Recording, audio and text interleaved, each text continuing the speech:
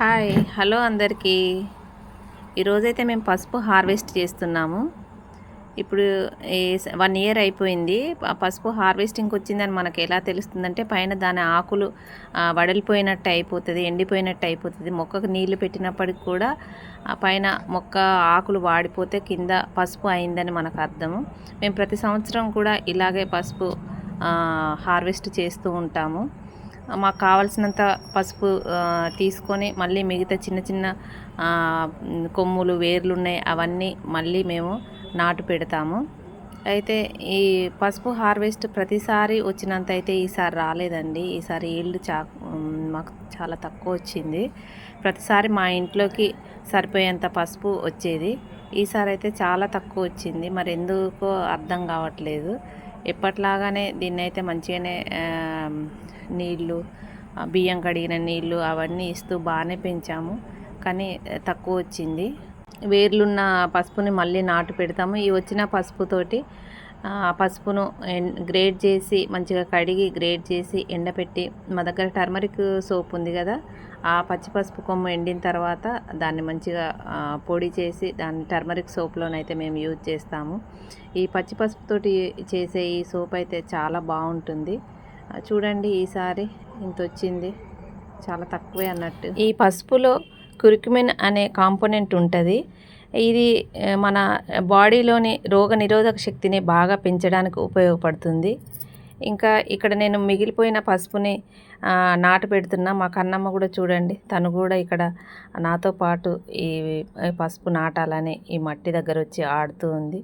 తను కూడా మట్టిని అటు ఇటు లాగుతూ ఈ పసుపుతోటి ఆడుతూ ఉంది. చూడండి తన మట్టిని ఎట్లా అంటుందో. పిల్లల్ని మట్టిలో ఆడనిచ్చినప్పుడే వాళ్ళకి బాగా ఇది బాడీలో యాంటీబాడీస్ బాగా డెవలప్ అయ్యి బాగా హెల్తీగా ఉంటారు. మట్టిని తాకకుండా వాళ్ళని దూరంగా ఉంచొద్దు. ఇక చూడండి పసుపు అయితే ఇలా వచ్చింది. ఇంత పసుపును మేము కడిగి దీన్ని మంచిగా ఆరబెట్టి దీంతో అయితే పచ్చి పసుపుతో మేము ఇప్పుడు చట్నీ పచ్చడి చేయాలని అనుకుంటున్నాము. ఇప్పుడు దీన్ని మట్టి అంతా శుభ్రంగా కడుగుతున్న బకెట్లో నీళ్ళలో వేసి కొన్ని వేర్లు ఉన్నది తీసి అయితే పక్కకు పెడుతున్నాను.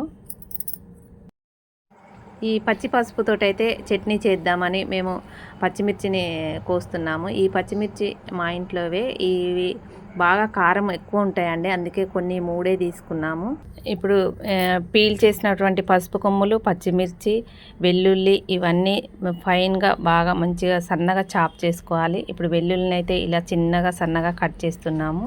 ఈ వెల్లుల్లిని కట్ చేసిన తర్వాత ఈ పసుపు కొమ్ముల్ని కూడా సన్నగా కట్ చేసి పక్కకు పెట్టి పచ్చిమిర్చిని కట్ చేయాలి. దీనికి ఎక్కువ ఇంగ్రీడియంట్స్ కూడా ఏమీ అవసరం లేదు. పచ్చిమిర్చి, వెల్లుల్లి, పసుపు, ఒక నిమ్మకాయ, కొద్దిగా అదే ఆవాల పొడి, కొద్దిగా మెంతుల పొడి అయితే చాలండి. ఇవన్నీ చాప్ చేసిన ఈ చిన్న కుండలో అయితే వేస్తున్నాను.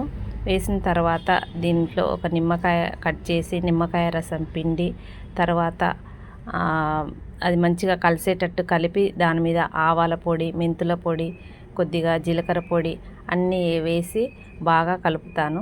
కలిపిన తర్వాత ఈ చట్నీ అయితే రెడీ అవుతుంది. ఇది మనకు ఈ పసుపు తినడం వల్ల ఎన్నో ఉపయోగాలు.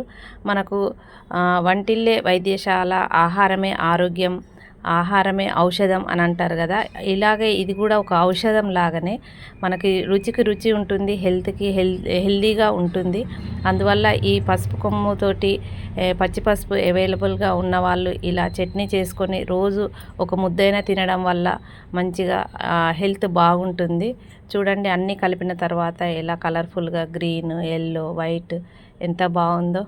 ఈ చట్నీ ఒకరోజు అలా పక్కకు పెడితే ఊరుతుంది. ఊరిన తర్వాత నెక్స్ట్ డే నుండి వేసుకోవచ్చు. ఇదైతే నేను స్మాల్ క్వాంటిటీలో చేయడం అయితే చూపించాను. మీరు ఎక్కువ క్వాంటిటీలో కూడా చేసుకోవచ్చు. దీనిలో ఫైనల్గా ఉప్పు కూడా కలిపి ఇలా పక్కకు పెడుతున్నాను. ఫైనల్గా పసుపు చట్నీ అయితే రెడీ అయింది. ఉప్పు సరిపోదని ఇంకా కొద్దిగా ఉప్పు వేసి దాంట్లో మన కోల్డ్ ప్రెస్ పల్లి నూనె వేసి బాగా కలిపి పక్కకు పెట్టాము. దీంట్లో వేంపాల్సినవి పౌడర్ చేయాల్సినవి అలాంటివి ఏమీ ఉండవు. అన్నీ పచ్చియే అండి. పచ్చిమిర్చి, పచ్చి పసుపు ఇవన్నీ పచ్చియే. ఏవి వేంపి వేసి మనం తాలింపు పెట్టాల్సిన అవసరం ఏం లేదు.